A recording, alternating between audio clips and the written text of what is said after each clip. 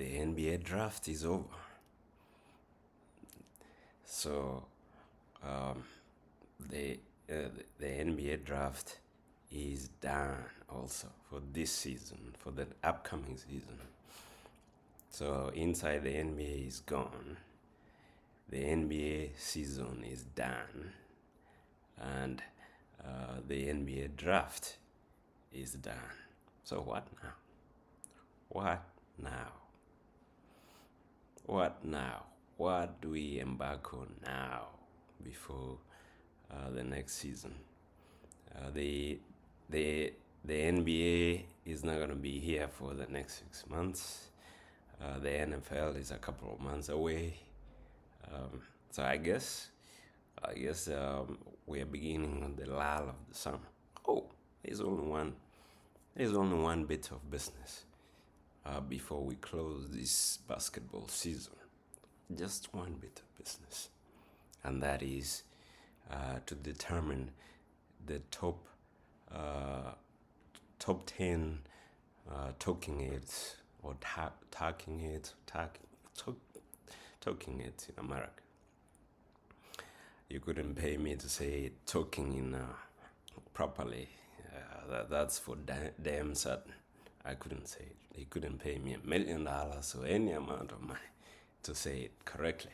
So I'm just gonna say it. The bit of business that is left is to give to determine the top 10 NBA analysts or talking heads in America. So let's dive to it right away. Top 10, number 10, at number 10. At number 10 is Jay Williams. Now, I don't know his nickname, but I'm just going to call him Jay. Jay Williams appears in one of the talk shows. I've seen him at least in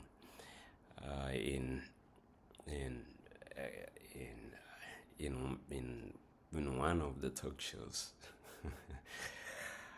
So he's spot on his analysis. He gives good analysis of the current state of the basketball. He's accurate. The only thing that I think the reason why I gave him number 10 is sometimes he gets ensnared in this discussion about who should be coach, who should not be coach in this team or the other team. That could be just the only thing. If Jay could just stick to basketball analysis, don't care about the personnel discussions, and also these rankings that take place almost every week in the NBA discussions. Who is the top 10 this week? Who is the top 45, top 75, whatever. If we can get it, stay away from those, then it's definitely one of the top 10 talking heads in America. At number 9. At number 9, we have the queen of the NBA. That is Candace Parker. I gave her number 9 because I like her analysis of the NBA. I know she's the queen of the WNBA, the women's league for basketball. But she's an analyst of the basketball generally, irrespective of gender, if it is the NBA or the WNBA. And she's spot on. Normally, she gives the objective analysis of what is going on, and that's why she's part of this top 10 list that I am presenting for the 2024, for the conclusion of the 2024-2025 basketball season. At number 8, I give it to Brian Windhorst. Now, he also appears in some of the talk shows, or some of the NBA or basketball-based analysis shows like the fast take and all that, and he's normally, even though he's soft spoken, his analysis is on at par with most of the analysts.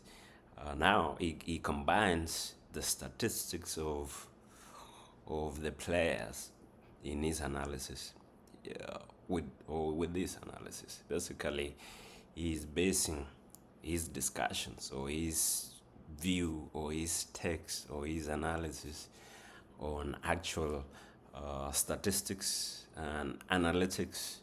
So he's one of the, I can say, the top in that part, like using information that exists about players in his analysis, and that makes him one of the top analysts of the 2024-25 season. We move on to Mad Dog Cruiser. Everybody knows Mad Dog. If you don't know Mad Dog, then I'll tell you that he's one of the most entertaining analysts, at least for me personally. I like his takes when it comes to the talk shows that are popular, including, like I said, for Windhurst, also for Mad Dog, Fast Take.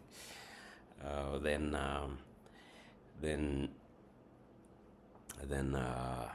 you'll know and you'll get entertained. His analyses are normally spot on. He's good at objective view of what is going on. He doesn't get too ensnared in this discussion about who should be the coach, who should be fired, hired, whatever. And that's why I like Mad Dog. And he has these Mad Dog Wednesdays where he shouts and he lists his own list, top whatever for that week, and that's one of the most entertaining things that I know of, and I like Mad Dog for that. So, but who is number 6? Number 6, I give it to Kendrick Perkins. Big Park. Big Park is one of the top analysts in the basketball world today. He gives his take normally. His analysis is spot on. He's objective for the most part, and he talks slow. He reminds me of me, and he also reminds me of my people closer and approaching the Tanzanian border, as opposed to my people to the north, closer and approaching the Ethiopian border. But so he gives his analysis in the southern drawl. I think he's from Texas, and he has that slow talking. But even with that, he gives spot on analysis. The only thing that I would say, sometimes it gets emotional. He combines his analysis with emotion, and with this delivered in that southern drawl, slow but objective. But sometimes he also includes profanity or the salty language, which is entertaining also. But that all that combines to give Big Park a place in my list as number 1 top 10 talking head